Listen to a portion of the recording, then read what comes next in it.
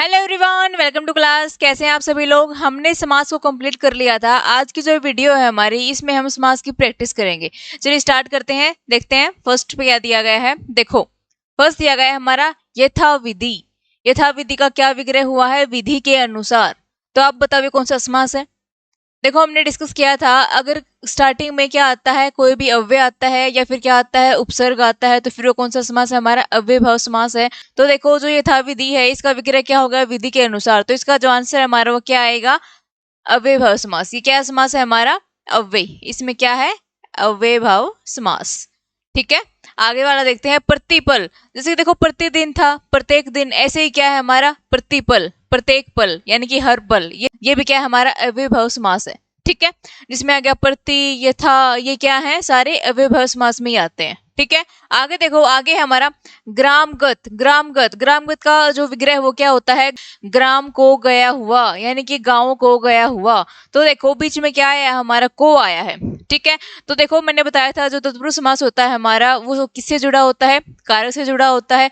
कर्ता ने कर्म को करण से, संप्रदान के लिए अपादान से, संबंध का के की। ठीक है, तो देखो यहाँ पे क्या आया है? को, कर्ता ने कर्म को। तो फिर ये हमारा कौन सा है? कर्म तत्पुरुष समास, यानी कि इसको हम बोल सकते हैं तत्पुरुष समास।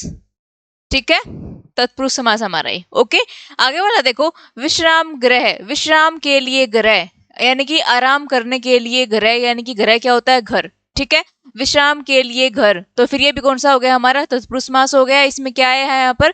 के लिए, संप्रदान के लिए। तो संप्रदान तत्पुरुष समास। अगर डायरेक्ट बोलेंगे तो क्या आएगा? तत्पुरुष समास। ठीक है, हो गया। आगे देखो राजा का महल, यानी कि राजमहल, ये भी क्या है? हमारा तत्पुरुष समास ही है। ठीक है, आगे देखो महादेव। महादेव का जो विग्रह है वो क्या है? महान है जो देव।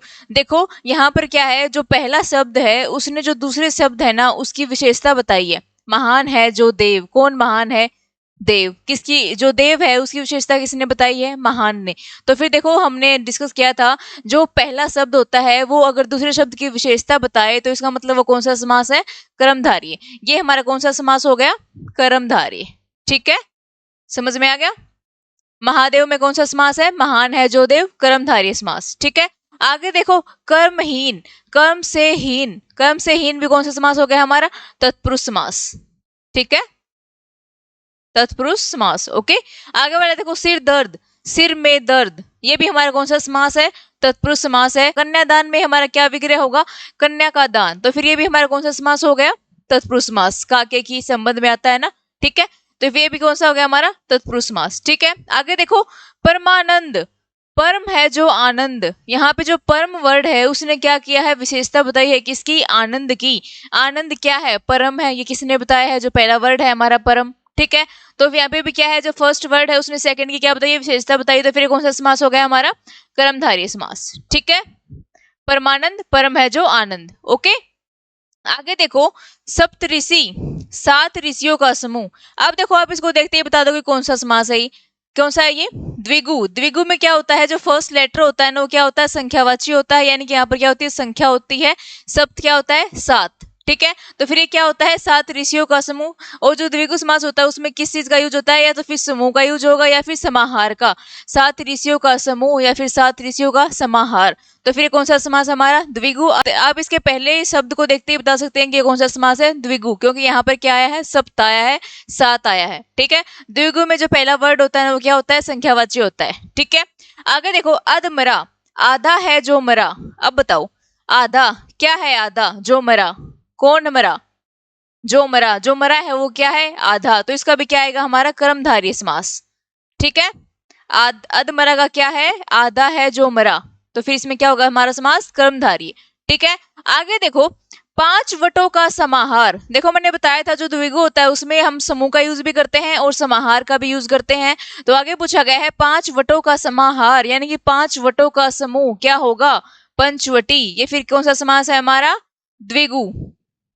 ठीक है, देखो आपको सीधा पंचवटी भी दे सकते हैं, उसका पूछ लेंगे कि इसका विग्रह क्या होगा? 5 वटों का समाहार, ये लिखना है आपको। अगर ये पूछे, अगर ये दिया गया है 5 वटों का समूह या फिर समाहार, उसका क्या बनेगा समास? तो फिर क्या बनेगा? पंचवटी।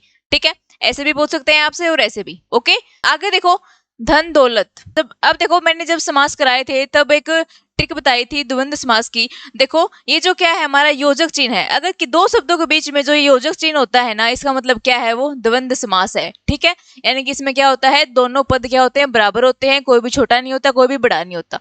ठीक है, तो धन दौलत का क्या आएगा, धन और दौलत। ये भी आप देखते ही पता लगा सकते हो कौन सा समास है। अगर बीच में योजक चिन्ह है तो फिर वो कौन सा समास है, हमारा द्वंद्व समास। ठीक है, आगे देखो त्रिभुज, तीन भुजाओं का समाहार, ये भी कौन सा समास होगा, हमारा द्विगु समास है ये भी। ठीक है, क्योंकि यहाँ पर क्या है, पहला शब्द क्या है, संख्यावाची है, और समाहार और समूह का, समाहार का यूज किया गया है, और समाहार का यूज किया गया है। तो त्रिभुज का मतलब क्या होता है, तीन भुजाओं का समाहार। ठीक है, कौन सा समास है, द्विगु।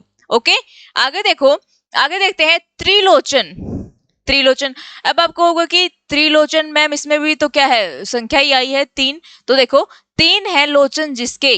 अब देखो जो हमारा बहुब्री समास होता है उसमें क्या होता है, कोई भी पद के बारे में बात नहीं होती, किसी तीसरे पद का जिक्र हुआ होता है, यानी कि किसी तीसरे की बात होती है। तो देखो तीन है लोचन जिसके, अब तीन लोचन किसके हैं, लोचन क्या होती है, आंख, नेत्र। अब तीन नेत्र किसके होते हैं, शिव जी के होते हैं। तो फिर किसकी ओर इशारा कर रहे हैं, शिव जी की ओर। ठीक है, तो फिर यानी कि तीसरा पद कौन है, हमारा शिव जी, यानी कि जो तीसरा पर्सन है उसकी ओर इशारा करते हैं, वो कौन सा समास होता है, बहुब्री समास। ठीक है, तो त्रिलोचन में क्या आएगा, हमारा बहुब्री समास। ओके, आगे देखो दाल रोटी, दाल रोटी में क्या होगा, दाल और रोटी, ये फिर क्या है, हमारा द्वंद्व समास है। ठीक है, चक्रधर, यहाँ पर क्या हो सकता है, यहाँ पे बीच में योजक चिन्ह भी हो सकता है। ठीक है, नेक्स्ट है हमारा चक्रधर, चक्कर को धारण करने वाला। अब बताओ चक्कर को धारण करने वाला, अब फिर से किसी तीसरे पर्सन की ओर इशारा किया गया है, कौन धारण करता है चक्कर को, विष्णु। तो फिर ये भी कौन सा समास हो गया, हमारा बहुब्री। ठीक है, नेक्स्ट देखो ठंडा गरम, ठंडा गरम क्या आएगा, ठंडा और गरम, ठंडा या गरम, ठंडा अथवा गरम, ये क्या होगा, हमारा द्वंद्व समास। ठीक है, आगे देखो मृत्युंजय, मृत्युंजय दिया गया है, मृत्यु को जीतने वाला, जिसने मृत्यु को ही जीत लिया है, मौत को ही जीत लिया है, वो कौन है, किसकी ओर इशारा किया है, तीसरा पद कौन है यहाँ पर, शिव जी। ठीक है, ओके, तो मृत्युंजय का क्या होगा, मृत्यु को जीतने वाला कौन होता है, शिव जी। ठीक है, यहाँ पे भी कौन सा समास है, हमारा बहुब्री। ठीक है, बहुब्री समास किस किस में है, एक तो हो गया हमारा त्रिलोचन, मृत्युंजय और चक्रधर। ठीक है, ये कुछ इंपॉर्टेंट समास थे हमारे जिनका हमें विग्रह करना था, या फिर ये बताना था कि कौन सा समास है, इसमें दिए गए शब्दों में कौन सा समास है। ठीक है, ऐसे आपको क्वेश्चन आ सकता है। ओके, आपको सब कुछ अच्छे समझ में आया होगा, आपके सारे डाउट क्लियर हो गए होंगे। आज के लिए बस इतना ही, मिलते हैं नेक्स्ट वीडियो में। अगर आपको ये वीडियो अच्छी लगी हो तो इस चैनल को लाइक शेयर सब्सक्राइब करें।